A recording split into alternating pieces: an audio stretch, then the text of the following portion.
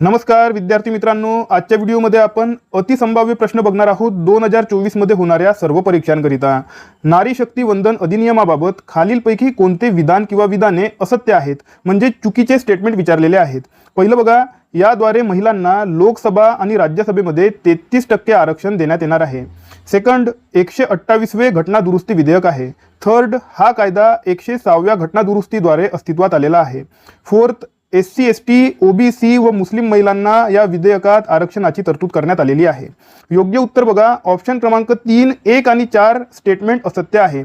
तर स्टेटमेंट क्रमांक 1 बघा, याद्वारे महिलांना लोकसभा आणि राज्यसभेमध्ये आरक्षण मिळणार नाही आहे, तर लोकसभा आणि विधानसभामध्ये राज्यांच्या विधानसभामध्ये आरक्षण मिळणार आहे, राज्यसभेमध्ये आरक्षण मिळणार नाही। ऑप्शन क्रमांक 4 बघा, OBC आणि मुस्लिम महिलांना या विधेयकामध्ये आरक्षणाची तरतूद नाही, SC आणि ST महिलांना आहे। तर याचे योग्य उत्तर आहे ऑप्शन क्रमांक 1 आणि 4 असत्य।